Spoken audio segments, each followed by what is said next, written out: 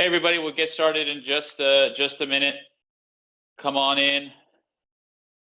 Feel free to jump into the chat. I'd love to see where everybody is today. I'm based in Charlotte, and then we have our head of marketing, Richard. Where's everybody else from as they fill in?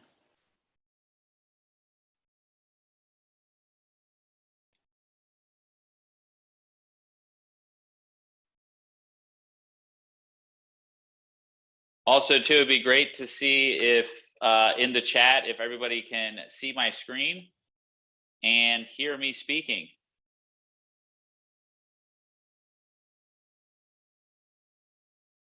Thanks, Mike.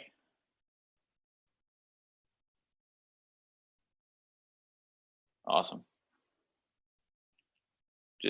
We'll get started in just a moment.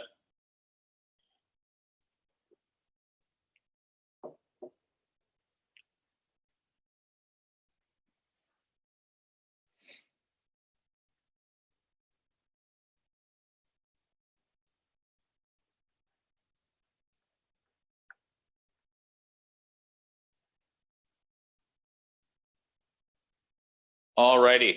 All right, so we'll get started right now. So obviously, big elephant in the room out of the way. I am not Stelly, and neither is Richard. Unfortunately, Stelly can't make today's webinar, so I'm going to be filling in for him. I was already planned to be a co-host and do a large part of this, but he could not.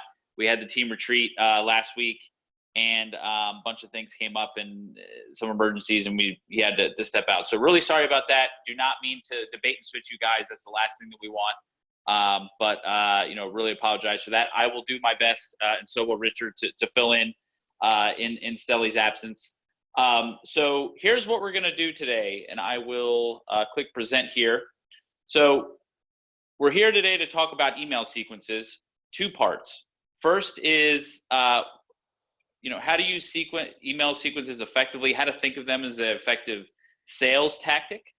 And then the second part we'll show how email sequences work, and we'll actually show what we do internally here in Close.io with email sequences when folks sign up for our 14-day free trial. We'll show you the email sequence and how we set that all up, all within Close.io. I plan to do all of that in about 15 minutes, and then we'll use the rest of the time for your questions. So Richard, who is my partner in crime here, wave to all the people, Richard. He's going to be handling the questions, making sure we get all of them answered. So please, in the Q&A, type your question at any time. Can be now, can be in 15 minutes, whenever the great question comes to your mind, and we will answer it. Richard and I will both answer as we see fit. And then also, too, any questions we don't answer or anything that you have specifically for Stelly. Stelly gave me the marching orders to send all the questions to him. So when you're at this webinar and you feel like, hey, I really wanted Stelly to answer a specific question of mine, email him at stelly@close.io, and he committed to us, and to me that he will answer them. So just write, hey, missed you in the webinar. Here's my question, and then he'll get back to you when he can. Richard just put that in the chat. So that is the state of affairs for today. So we'll hop into it to get started. So first place we should start is sales emails. So let's start with some basics here. Even though we're talking about email sequences, the content is actually key. And what is the actual content of these emails?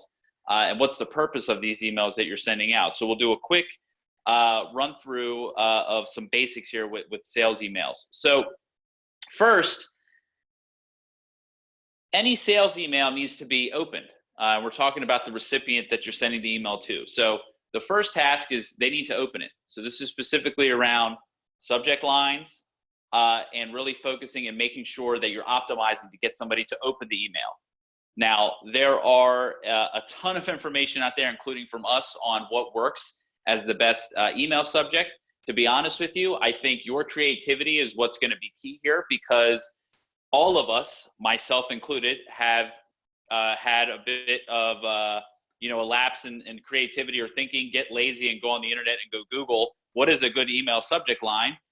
we take that, copy that, and we paste that into an email, and that person that is getting cold email from us is now, they've gotten that 15th thing that everybody went and Googled and got that information from. So there's no magic or secret to email subject lines other than be creative, be short, and be to the point. And you want to and you really want to be different there and really think about that.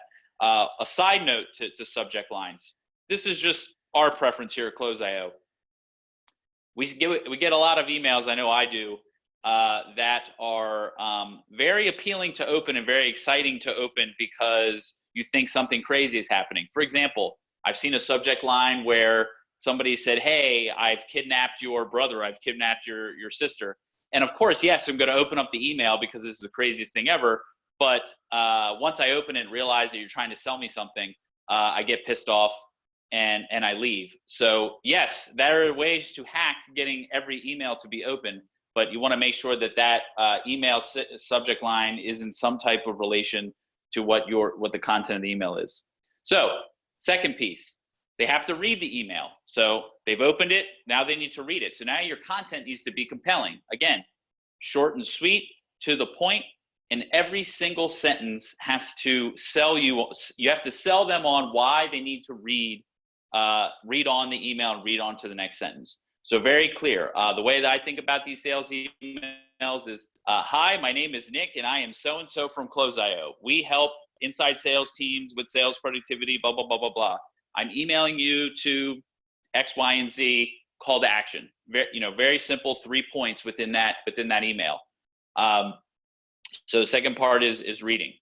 Third is you need to get them to respond. So this is where I see most people messing up other than the subject lines, is on a completely single call to action. I get a lot of emails from people that are asking me 5 different things. And by the end of the email, I don't know what I'm supposed to do. Do you want to talk to me? Do you want me to answer these 4 questions? And it just is too much work, so I just don't reply. And then the fourth and final is follow up. You should not take any email that you send that isn't responded to. You should not take that non-response personally. People are busy. You're busy. I'm busy.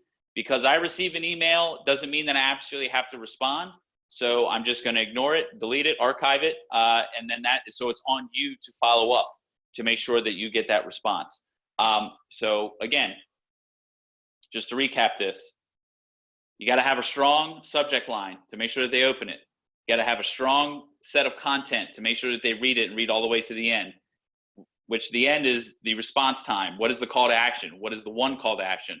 And then fourth, you need to follow up several times in different shapes, ways, or forms. Change the content up in order to get them to respond. So that's the number one goal of sales email. You need to get a human response. The response could be negative and tell you don't sell me again, but now you know that email works and you know that person's there. So that does tell you something more than before you sent the email.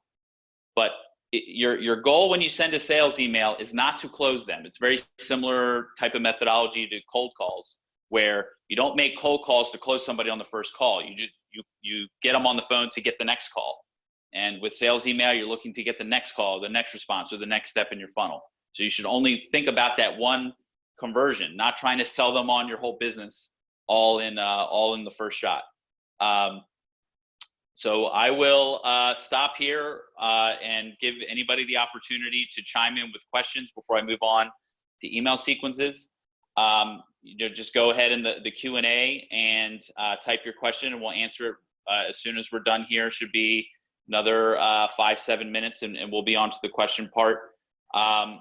David, I just saw your question. Just type into the chat. Please put that in the Q&A so we don't miss it in the chat. Really appreciate it. Okay, now on to email sequences. So email sequences is a tactic. It is not the it is not the end all be all, and it's just one of the things that's in your tool belt that you use depending on the different type of funnel or situation that you're trying to work with. So the first way, and I'm just going to talk about 2, there's many others, but I'm going to talk about 2 broad categories.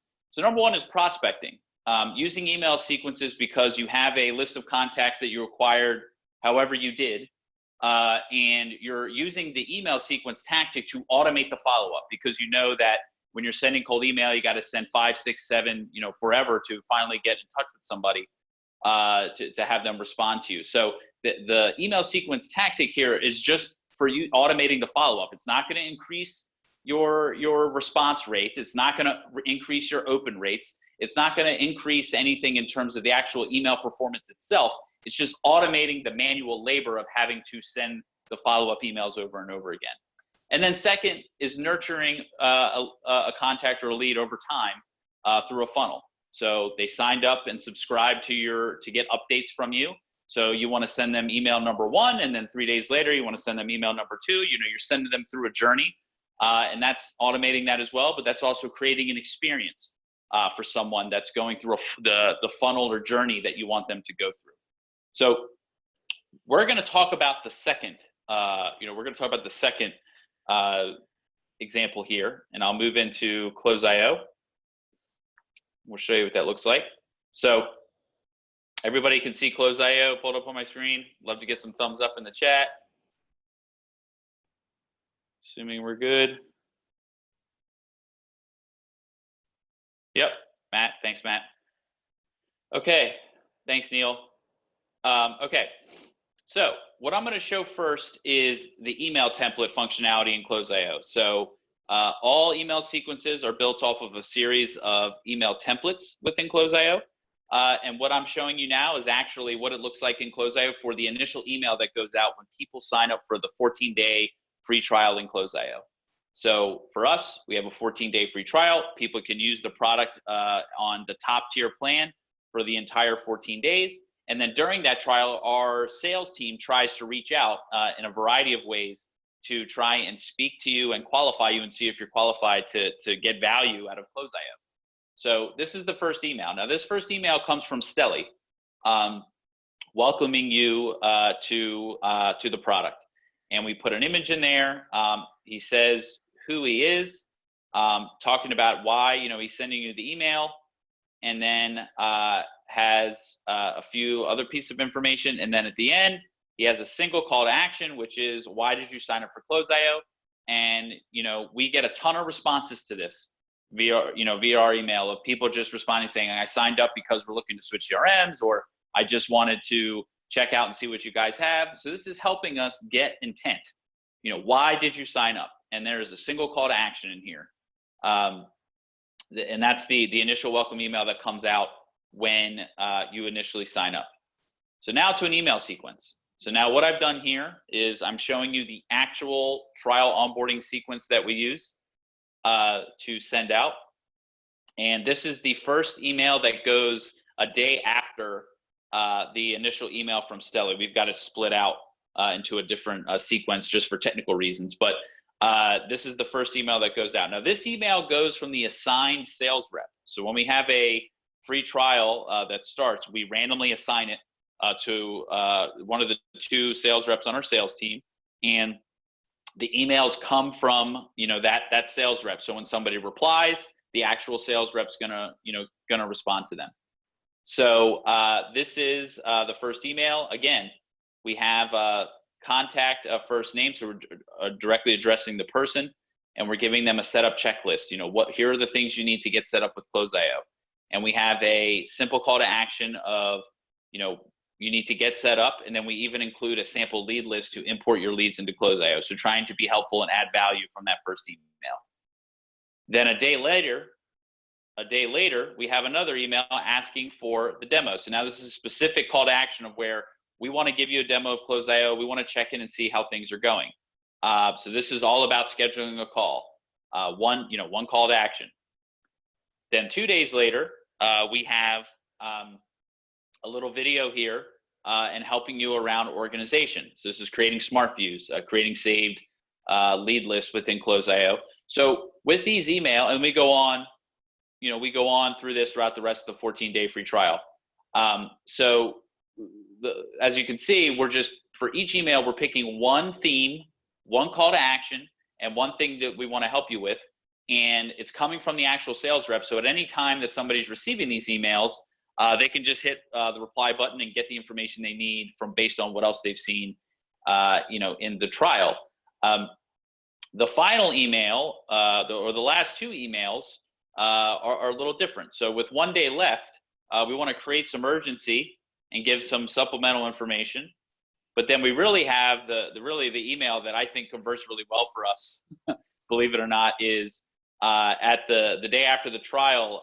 We ask folks if they want to extend their trial when it expired that day, and we get a lot of people responding to that saying, "Oh, hey, sorry, I got really busy, or I wasn't able to look at it this week, but I'll do it next week. Could you please extend my trial?" And we get that human response, that human conversation going. And all of these are trying to be valuable. We're doing the best we can to not be super intrusive and just add value where we can, through that. So last part of this on the screen that you're looking at is we have a sending schedule. You have 3 options in Close.io with email sequences. You can send it any day, any time. So the any time is just random to make it appear or make it seem like it's being sent from a human. If you were to subscribe somebody to a sequence at 3 p.m., you don't want every single email to go out at 3 p.m. You want them to come out at random times. But then we also allow you to restrict this to where you can just do it Monday through Friday anytime. So for us, we only want to send it out during the business days. And then you can even do it through, working hours. So yeah, that's our trial email sequence and how it's set up within Close.io. Last thing I'll show you is how to actually subscribe somebody.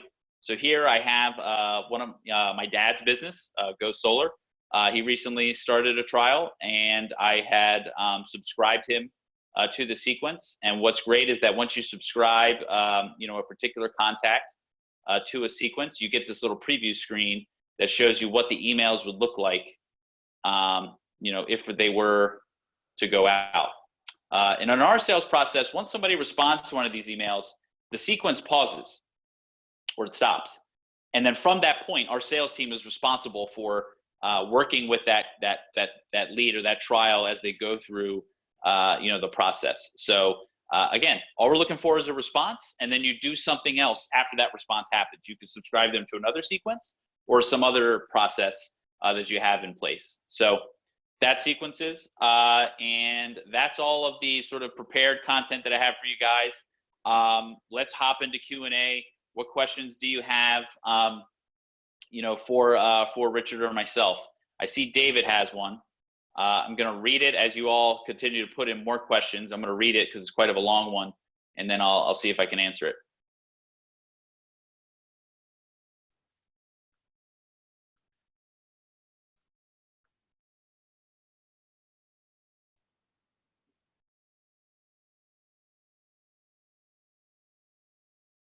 Okay, so David is asking about email deliverability and how to think about that. So it's a good question. It all depends on the volume. So if you have a paid Google Apps account, your sending limit is 2,500 emails per day going out. And as long as you stay under that limit, you're good. However, if you are sending out to very, very cold emails, you bought a list or something like that, that could hurt your domain reputation and all of that. So maybe you want to think about using a service, a third-party service for the deliverability part, which could be AWS has an email service, Amazon Web Services. Mailgun is a service that we use internally to send out a lot of our transactional emails, like I forgot your password, reset, your emails, different things like that. And we in the past have used that to send out, large amounts of emails. So when you're thinking about that, it's you got to look at the volume and the types of contacts that you're sending to. For us, we're only dealing with inbound, so people have given us their email and double opted in. So we're sending it from our own domain. And we, as long as we stay under the 2,500 a day, which we do. So hopefully, David, that answers your question. We have a guide. If you want to email me, just nick@close.io. We have a guide. I can send it to you on how to set up Mailgun with Close.io to send that bulk email or email sequence.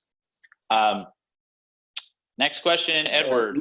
Nick, Yes, I would just add a small thing to David's question there. That if you are testing out something new, like say you want to test out a new segment or vertical and you have purchased the list and you're not sure how that's going to perform, it is a pretty good idea to use a different domain there. And so that you're not, risking messing up your domain reputation. It's something we've actually been discussing recently as to whether that's a good thing for us to do for certain types of activities. So definitely, buy a cheap domain, set up an email account there, and see whether you get, spam reports or a lot of kind of people unsubscribing, and then eventually try to work your way towards something that you're comfortable using on your main domain. Couldn't have said it better myself. I'm glad you're here, Richard, as head of marketing. That was definitely a marketing type question. So cool. Hopefully, David, we shed some light there. But again, feel free to email us if you have any follow-ups. Edward asks, how do you get the accounts that sign up in our app to Close.io? Great question. So we have our API. It's developer.close.io, or at the bottom of our website, you can see the API documentation. That's the more technical way to do it. That's how we're doing it. Another way to do it is via Zapier. If you're, collecting signups, and maybe that signups process or server sends an email on new people that sign up, you can get Zapier to capture that email and then create a lead in Close.io. That's one. Or if you're using some type of web form product, you can usually connect that with Zapier and send it through. And then the last one, we have a partnership with a company called 99 Inbound that allows you, and it's pretty flexible, to be able to send, send those signups to 99 Inbound, which will then automatically create the lead in Close.io. So that's 99 Inbound is the less technical of the three options. And folks have had a lot of good, feedback with that. That is 99inbound.com. So, next question. Aaron asked, this might be for you, Richard. Aaron asked, do you have any tips for email as part of account-based marketing? Well, yes, we do have some tips. But of course, it depends what we mean by account-based marketing, right? So it sort of depends a lot on your business. So the way I'm thinking about it right now is perhaps that you have an account, a client, a paying customer, or somebody you'd like to be a paying customer, and sort of how do you develop or nurture the relationship with them so that you keep and grow the business from that account, right? Maybe the number of seats. First of all, Aaron, if that's not what your question is, feel free to type a clarification. But I'll mention a couple of things that we're kind of like talking about doing that I've done in the past around this kind of things. I think for account-based marketing, you need to be kind of very the opposite of it's the opposite of cold email, right? Or cold outreach, literally the exact opposite. You already have a relationship, so you don't want to be sending these people emails or calls which come across as very sort of random or hard sells or anything along those lines. So for somebody where if you have stats about their usage, a great way of creating an ongoing conversation is, for example, as a good example I got recently is we use a product, an analytics product, and our account manager over there emailed a bunch of us recently saying like, hey, you guys look like you're the top users of the product this month. And it was, sent directly to myself and a couple, I think Nick, maybe you were one of those people as well, because we're always looking at charts. So from there, and they're saying, oh, these are the 4 or 5 people who are the most engaged. So let's reach out to them. And they offered us some training, right? And that's a great way to build rapport. They're giving us some free stuff. It's not really free stuff because it's actually part of the package, right? But they're making sure the right people are getting hold of it. In the case of us, for example, if we see that somebody is sending a lot of email, we might reach out and say, hey, have you seen our new blog post about email tips, or the new sort of cold email bundle that we have, or something like that. And sort of try to engineer the conversation and direct it towards a path that will let you discuss, right? Okay, now that you have these insights, are you interested in adding more people to the team? Or maybe throughout the sorry, not the team, the account, or throughout the conversation, you discover that they're hiring people, right? And so you know that you can offer them, for example, certain training for the new people. And then you kind of, it's a bit more bespoke. The more sort of the automated side of things for there is, I think, which is always very valuable, is product news. I think it's so underrated nowadays in some respects, but people who are paying money for a product like to know about the stuff that you're adding to the product, right? Whether it's small improvements or big new features. So just keeping your accounts and clients aware that you are improving the product, you care about them, is also a good practice as well if you don't have time to reach out personally. Cool. Thanks, Richard. All right, next question. I'm probably not going to pronounce this right, but Sriram, let me know if I did that wrong or right, but ask if Close.io is integrated with Campaign Monitor. The answer is I don't know. I have to go and check. If Campaign Monitor works with Zapier, then yes. But please follow up with me, Sriram, after this. Send me an email, nick@close.io, and I can get with the team and figure out what the use case is, and then figure out a way how we could get that to work. I'm sorry, I don't know off the top of my head if we have something going, immediately. So next question is from Edward. What is the best call to actions for sequencing to cold email users to sign up for our service? So best call to actions. Richard, you got anything off the top of your head? I'm going to throw a few in there too, sure. but I'm going to throw you to the wolves first. Yeah, there's a couple of different approaches to this. So, I mean, bear in mind that cold email is, like Nick said earlier, something that is very unlikely to create. You're going to have low open rates, low response rates. You probably know very well what it's like to receive an email and just archive or dismiss or mark as spam, right? So that's something to keep in mind as well.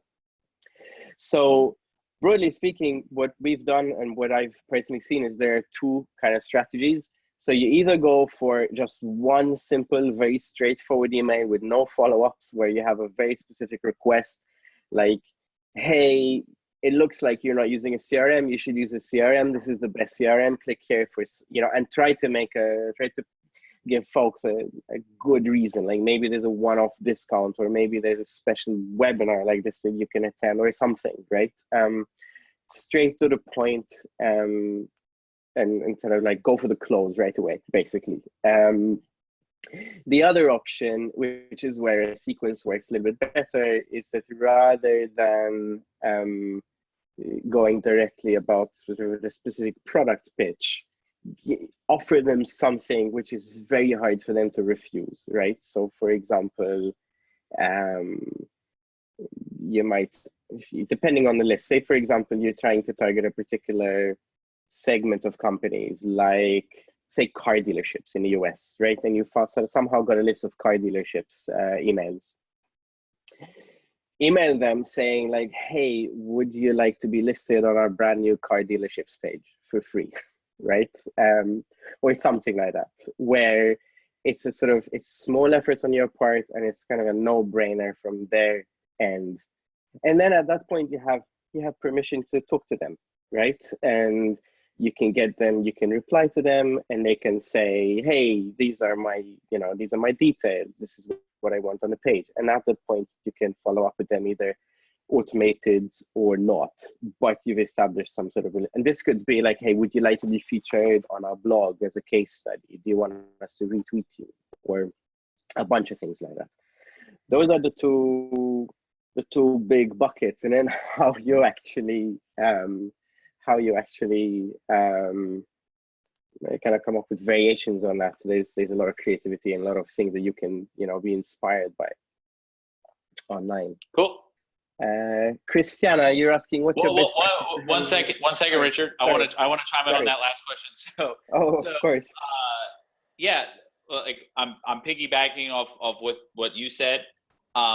When I'm going to give the early stage answer, so I have no reason to suspect this, but I'm just guessing, is that if you have a relatively new product to the space, or you have a new offering or new service, you should use exclusivity as a huge differentiator. So for instance, Edward, you could email people telling them, hey, I'm the CEO co-founder, or whatever your title is, or come up with something that is very at a high level, and tell them that I want to show you something that we've been working on that's exclusive to people in your segment, or you or your group of people, something that creates that exclusive vibe to it, and have them hop on a 10-15 minute call to show them that new thing, or to qualify them if they could use your service.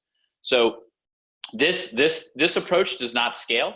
If you want 10,000 users in the next 48 hours, this is obviously not going to work. But if you have more of a smaller funnel, and I'm biased, I come from the B2B world, where usually I'm selling something that somebody's going to pay hundreds or thousands of dollars a month for. So this type of approach works well for it.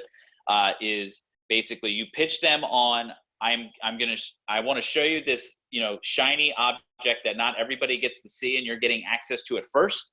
And in order for you to get access to it, we need to hop on a quick call, and then make a decision on that call if they're qualified or not for that, and sort of create a process or funnel around that. So that would just be my 2 cents on how to handle the cold email aspect of getting somebody to try a service out, is inserting that exclusivity call. Christiana asks, what is your best practice to handle a not interested reply from cold prospects? You can ignore it, or say thanks and move on to the next one. That's one way to handle it. The curious one in me, I usually just write back a 3 or 4 character email that just says why ? And people either don't respond to it, or they respond back saying exactly why they are not interested in it.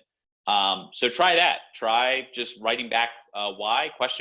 Seeing what happens, or come up with a more elaborate response of what was it about this email that made you not interested. So maybe try to get them on the feedback side of it, maybe asking for advice on how can I make my pitch or what I wrote to you more impactful, and use that as a way to get them to engage with you.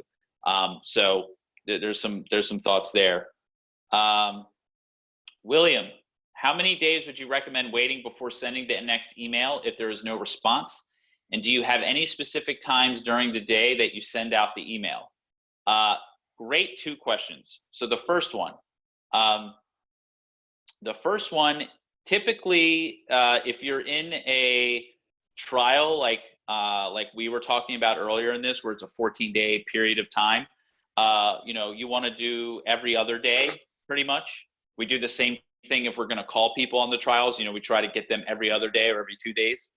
So every other day. If it's more of a spread out thing over the course of like a month or a quarter, you probably want to go every 3 days. So about 2.5 to 3 emails a week.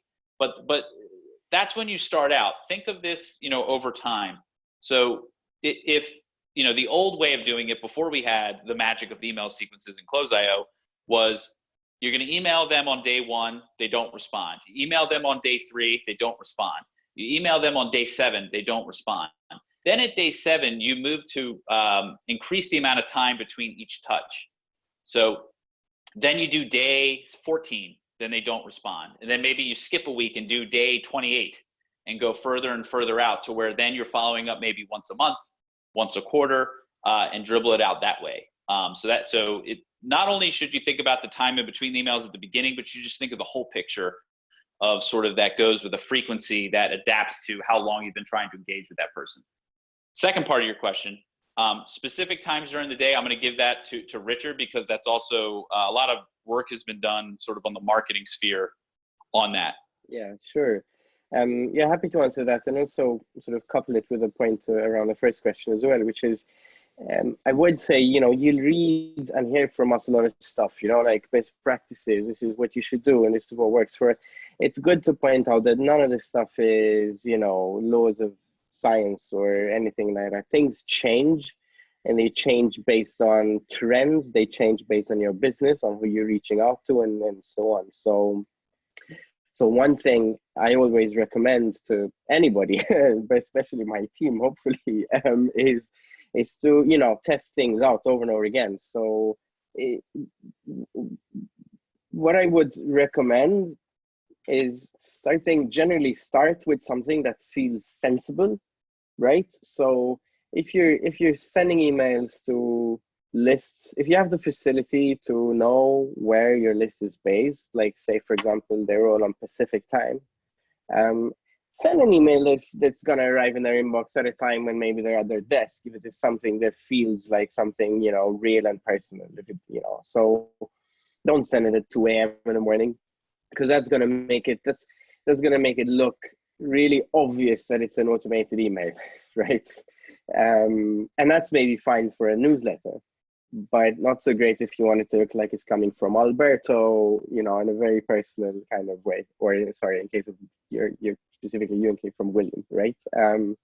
So if you want to do that, do it at maybe 9:32 a.m., right? That's one of the nice things I think that our engineers have built into the Close.io version of email sequences, which is that things are sort of spread out. They're not all sent at like 0900 hours on a Monday morning, but they have 9:01, 9:05, 9:07, blah blah blah, and it carries on. So if you have the right set of lists and reporting tools, you can test things out, right?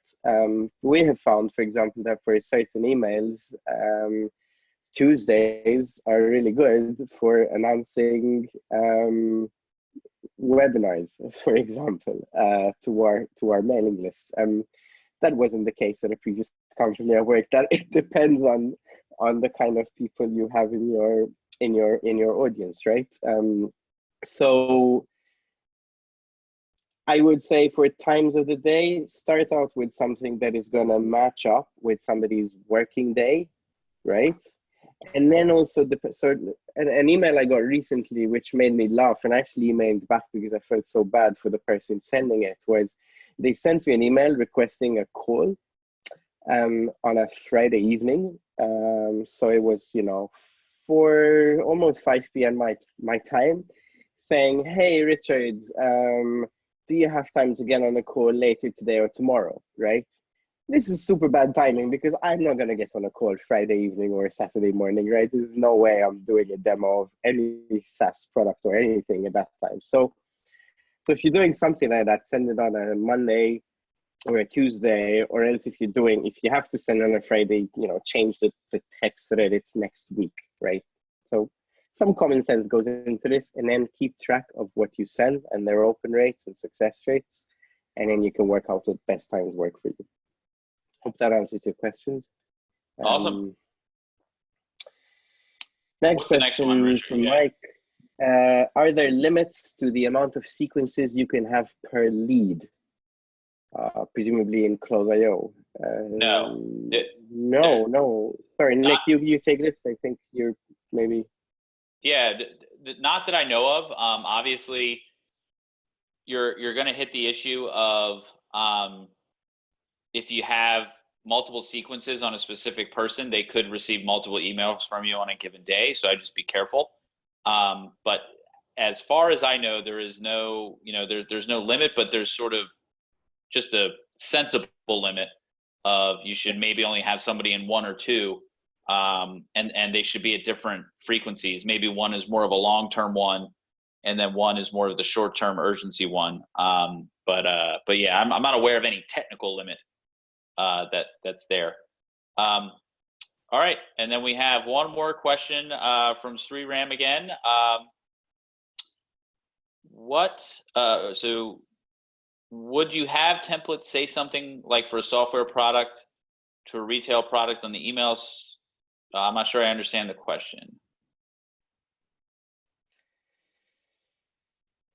May need to send it via email or retype it. If you mean specifically whether we have email templates for retail products, like shoes and fashion items and so on, then no, we don't have those things on our blog at the moment. That would be kind of an interesting thing for us to look into at some point, Yep. but it's not something that we're doing right now. So Yeah, retail is. honestly. Yeah, retail is a whole other thing. Like you're talking like HTML and images and all these other things. Like, you know, for like it's a different type of situation. Now, Mike put this in the chat. I want to make sure I answer it. He's using Outlook, and that's someone, and that's how someone will reach out to me when someone emails me where to get them into Closeo automatically. So, Mike, yes. So, if your email is synced with Closeo, your SMTP and IMAX settings sync with Closeo, any contact, any email that you have in Closeo is going to automatically sync, regardless of where you sent the email or is receiving the email. As long as that email address is in Closeo. Yeah, so you need to get them in there first.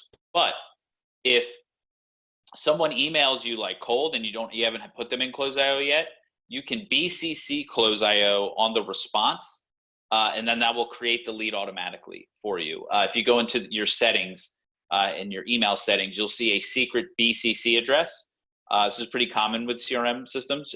You just BCC Closeo, and then that contact will get added to Closeo, and then that email will be there, and then they'll be there going forward. Because I know that does happen quite a bit with, you know, people just, you know, doing, you know, emailing you on your info ad or contact at, and they're not in Closeo yet.